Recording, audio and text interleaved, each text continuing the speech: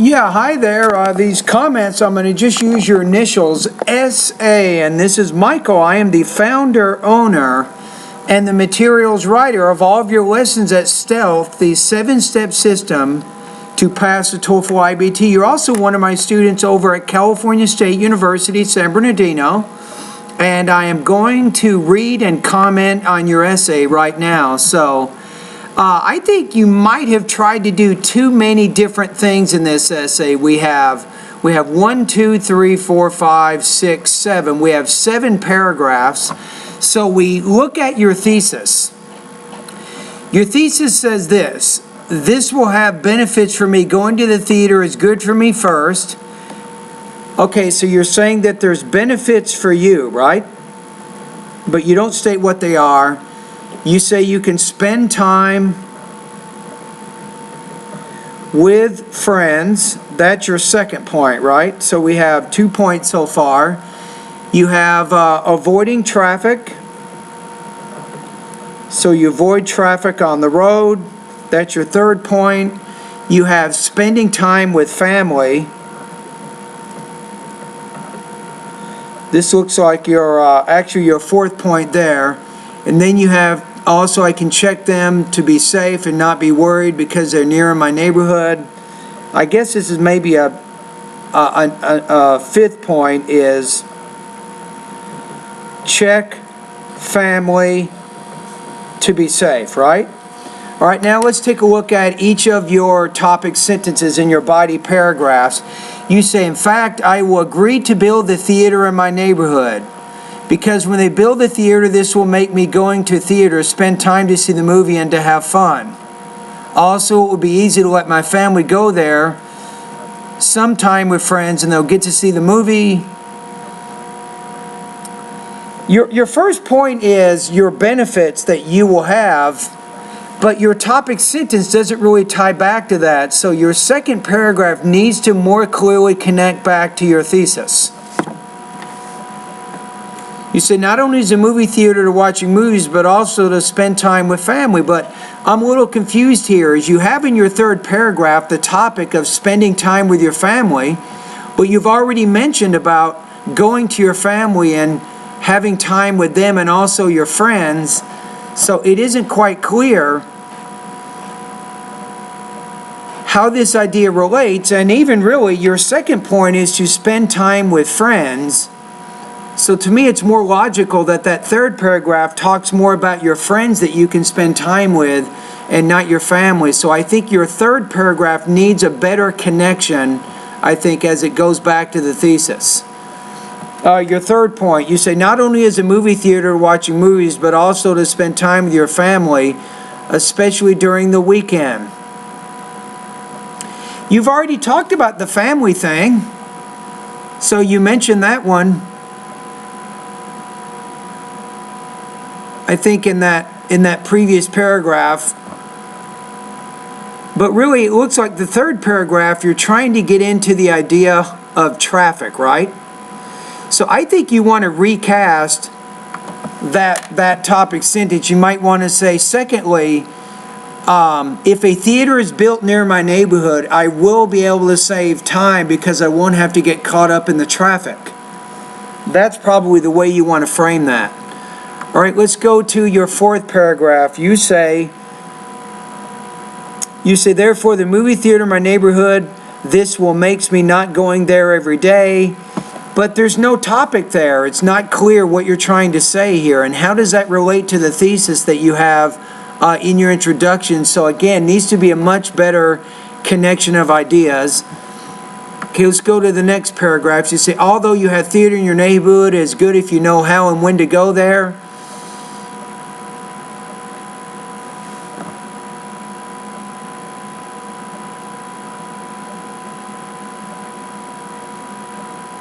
It's just not clear. It's not clear how these paragraphs are relating back. Now, you also have a lot of language use issues in this particular essay. So let's take a look at one of your paragraphs. And I'm going to make some specific corrections here. So maybe in your second paragraph, you say, in fact, I will agree to build the theater in my neighborhood. And I wouldn't put a period after neighborhood. Say, in fact, I will agree to build the theater in my neighborhood because when they build the theater, maybe comma, this will make me, I wouldn't say makes, this will make me go to the theater, spend time to see the movie, and I would say have fun. So makes me go, spend, and have fun. Also, it will be easy. How about this? Easy for me to let my family, I wouldn't say to go there, to let my family go there, because when you use the word let, you can use the base form after that verb. You don't need the infinitive. So it will be easy for me to let my family go there,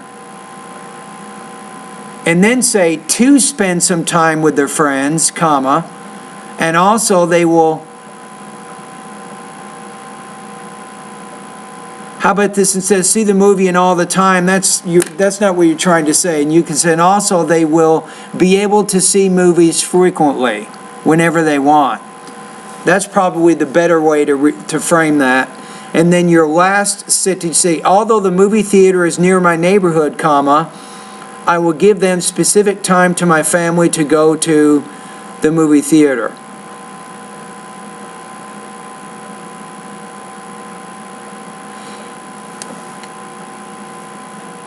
And I don't know that although works well here, because although introduces what's called unexpected result, but you're introducing it looks like a cause-effect type relationship of expected result. So you might say, because the movie theater is near my neighborhood, comma, I will be able to spend more time with my family by watching movies. That's probably a better way to frame that particular paragraph. Okay, so let's take a look at your score now. And by the way, thank you very much for completing this practice test. I'm glad to have you as one of my students over here at Cal State. And with this one, let me click on the rubrics here for just a minute. Okay, here we go. So,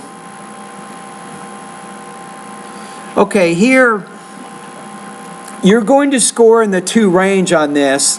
There's good and bad news here. The good news is you have a lot of development. You have a lot of ideas, but you're having trouble organizing those ideas, and your grammar and your vocabulary limitations are making it difficult for you to fully express your ideas. So that's really causing a lot of problems. I'll be honest with you, I'm having trouble understanding your meaning of your ideas. So you have quite a few language issues that you want to solve. So what do? I do have some recommendations right now. I think that you need to solve more vocabulary problems. So believe it or not, I think vocabulary is more of an important issue for you right now than writing. So I would recommend, first of all, study my vocabulary lesson number 3 and learn those words. This is very, very important. This is going to give you 200 basic words that you can use in your speaking and your writing. The next thing, go through my grammar lessons with a particular emphasis on grammar lesson number 2, 3, and 4, and then start spending maybe 1 to 3 hours a week just focusing in grammar lesson number 7. Focus on the grammar and the writing exercises.